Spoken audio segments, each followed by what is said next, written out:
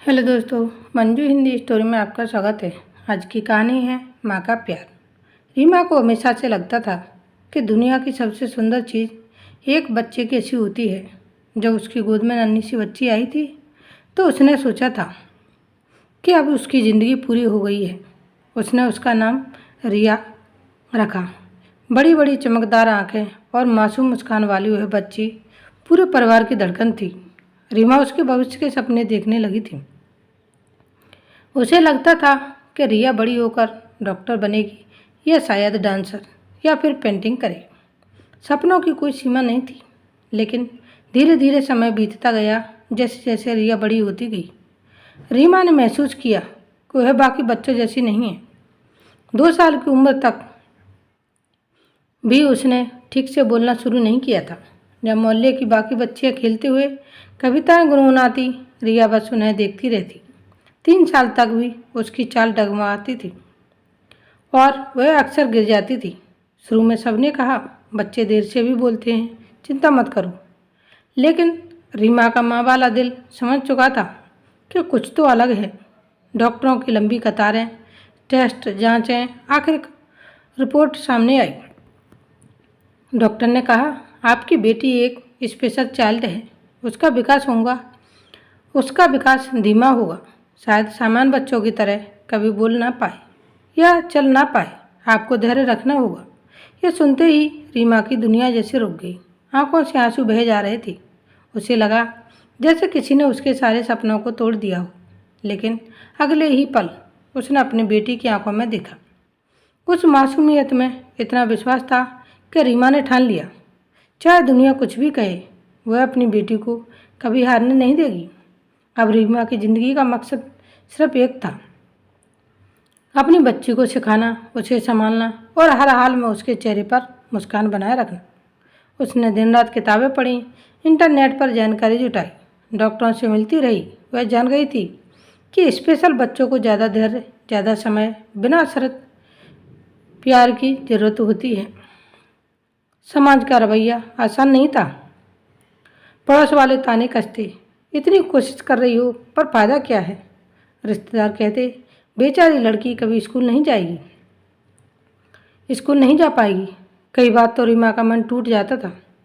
वह रातों को अकेले रोती, लेकिन हर बार सुबह जब रिया अपनी छोटी सी मुस्कान के साथ उसे देखती तो रीमा फिर मजबूत हो जाती। उसने घर में ही छोटी छोटी प्रैक्टिस शुरू की। रिया को अक्षर पहचानने में बहुत वक्त लगता। जहाँ बाकी बच्चे हफ्तों में ABCD सीख लेते हैं, रिया को महीनों लग जाते।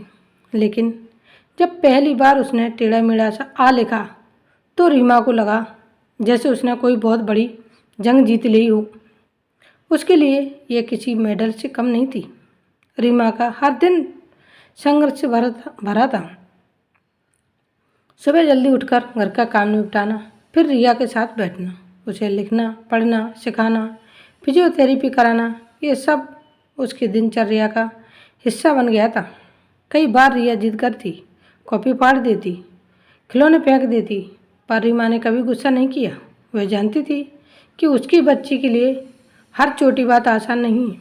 धीरे धीरे रिया ने गिनती सीखनी शुरू की। उसने रंग पहचानना शुरू किया। वह कभी लाल कहती, कभी नीला, और रीमा का दिल खिल उठता। उसके लिए छोटी छोटी जीतें किसी बड़ी उपलब्धि से कम नहीं थी। समय के साथ रिया 7 साल की हो गई। अब वह स्पेशल स्कूल में जाती थी, जहाँ शिक्षक भी धैर्य से बच्चों को पढ़ाते थे, संभालते थे। रीमा हर दिन उसे स्कूल छोड़ने जाती और वहीं क्लासरूम के बाहर बैठकर इंतजार करती। बाकी माएँ अपने बच्चों की प्रगति देखकर खुश होती हैं और रीमा सिर्फ यही चाहती थी कि रिया एक शब्द और साफ बोल पाए।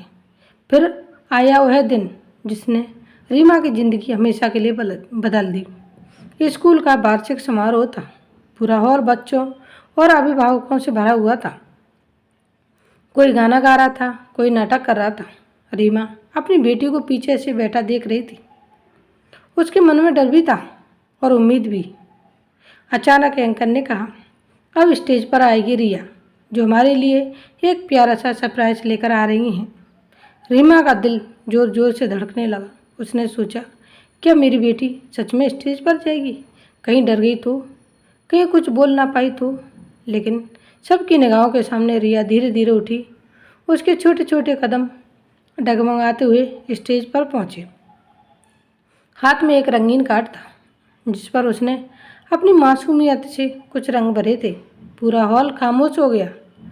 रिया ने कांपते हुए होठ खोले और धीरे धीरे कहा, मम्मा लव यू।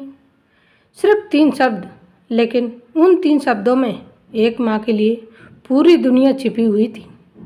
हॉल तालियों से गूंज उठा। लोग खड़े होकर ताली बजाने लगे। किसी की आंखों में आंसू थे, किसी के चेहरे पर मुस्कान। और रीमा वह वहीं खड़ी होकर रो पड़ी।